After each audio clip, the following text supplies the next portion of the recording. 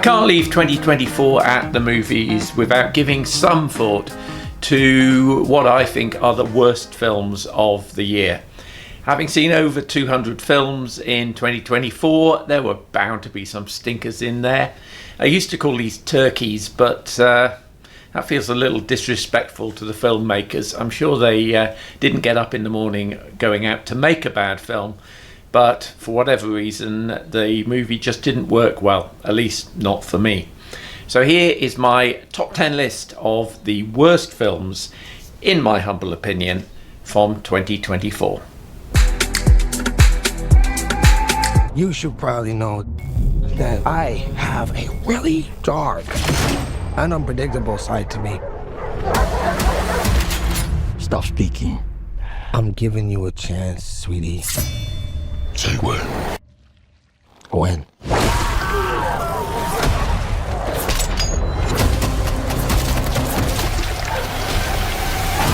At number 10, I've got Venom: The Last Dance. The plot is total bollocks.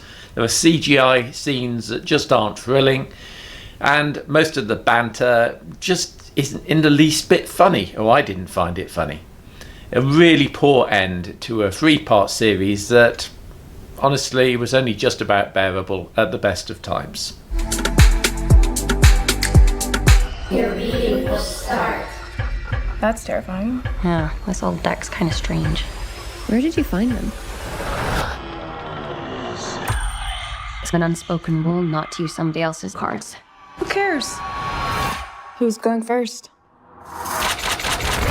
I'm at number 9, I have Tarot. There's frankly been a number of these subpar horror films during the year that could have gone into this slot, but I've used Tarot as a placeholder for them. Others during the year that come to mind are Afraid, The First Omen and Baghead.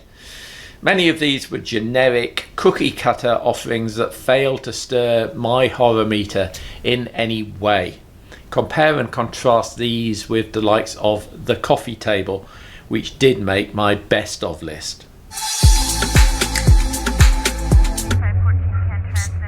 What's with all the police everywhere? I'm not supposed to tell them. You know the butcher? The freaking nut job that goes around chopping people up? The feds heard that he's gonna be here today. Dad! What are you doing? You're acting weird. Sometimes a film gets into my bottom 10 because my expectations of it were high and they were subsequently dashed. And that's the case with my number 8 film, M. Night Shyamalan's Trap. From the trailer, this felt like it had promise. A father, played by Josh Hartnett, taking his daughter to a pop concert where the FBI are sealing off the building because they've had reports there is a terrorist inside. There is, of course, a twist. The first reel of this played out quite nicely, but the final reel was just so goddamned awful, it dragged the whole film down the drain with it.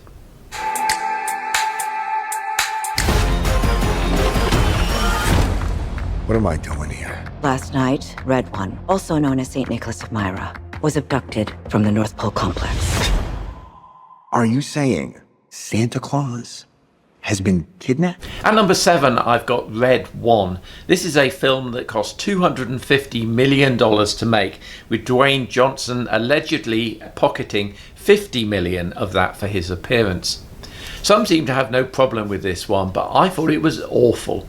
Zero charm, zero chemistry between Johnson and his co-star Chris Evans. A Christmas film to avoid.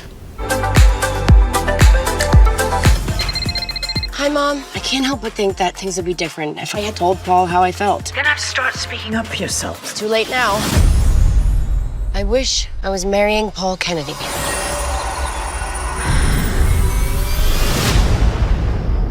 What the? Oh! Paul? At number 6, I've got Irish Wish. Lindsay Lohan visits rural Ireland and finds romance. Need I say more? It's dreadful. Bland and insipid and mining every possible Irish diddly-dee moment that you could think of. What's the moral of this story supposed to be? Lindsay Lohan's character has found what she's always wanted, but then coincidentally finds something better and wants that instead. How very American and capitalist. To add insult to farce, St. Bridget keeps popping up like some demented wicked witch of the west of Ireland, spouting nonsense and then disappearing with a flash. It's all terrible.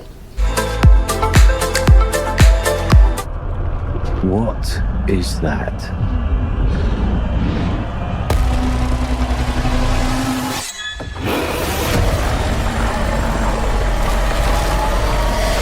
Khan can't stop this on his own. He won't be alone.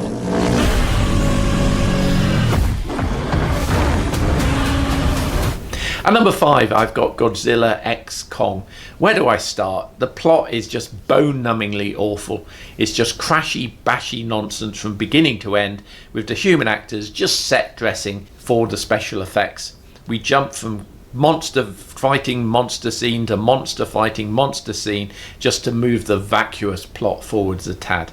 Much of the acting is wooden and stilted, and the dialogue is atrocious. At one point, Dan Stevens utters the line, "While we're throwing shit at the wall," and I thought, yep, just about sums it up for me as a day in the writer's room.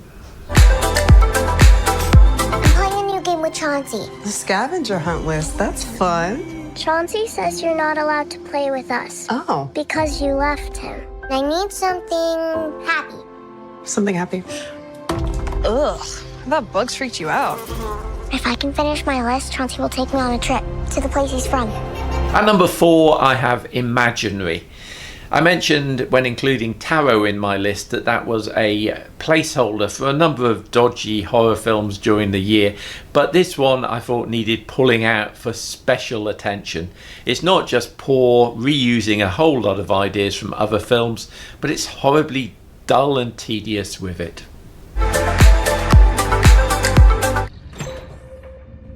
Hey, come on. Get your stuff. Let's go.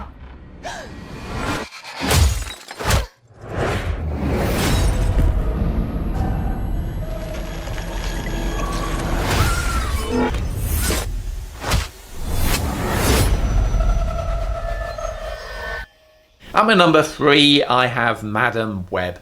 Just when you thought Marvel's new offerings couldn't get any worse, here it comes. Timey-wimey Spidey nonsense that lacks logic, and the actors clearly know it. Dakota Johnson sleepwalks through the role, clearly for the paycheck, and the talented threesome of Sydney Sweeney, Isabella Merced and Celeste O'Connor really don't fare much better. Awful.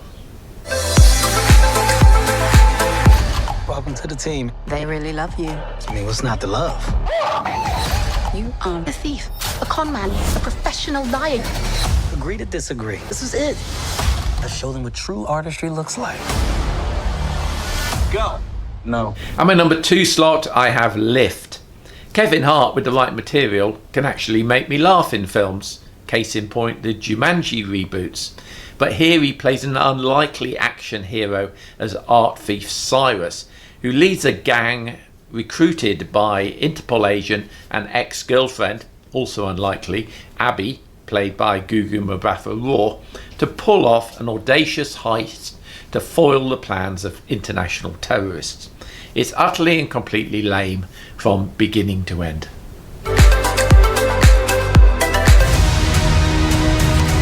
My plan is a city that people can dream about. Megalopolis. What about those standing in your way? Power to the people! You like it the way it is. People don't need dreams. People need help now. Don't let the now destroy the forever. And in my number 1 slot, as my worst film for 2024, I have Megalopolis, which many have termed Megaflopolis. It's almost impossible to believe that Francis Ford Coppola was the creative force behind this pile of cinematic poo. It's laughably poor with its overly pompous dialogue and absurd storyline. Most of the actors in it, and that list includes the likes of Adam Driver, Dustin Hoffman, John Voight, Natalie Emmanuel, Shia LaBeouf and Aubrey Plaza, come out of it terribly. A low point for me is when Adam Driver's character starts spouting Hamlet's soliloquy incredibly badly. It was head in the hands awful. Make it stop. Please, please make it stop bad. Dustin Hoffman seems to fizzle out of the story completely when a wall falls on him. I reckon he just stormed out of his trailer and said, I've had enough of this shit, I'm going home. And they thought, oh, we'd better drop a wall on him. And Shia LaBeouf's performance just boggles the mind. So that's that for 2024. Hopefully I'll have to suffer fewer of these bad films during the year and more of the good ones from my best of list. Who am I kidding? There's still going to be terrible films this year as well. Hope you have a happy new year, and thanks for your continuing support of One Man's Movies. See you soon.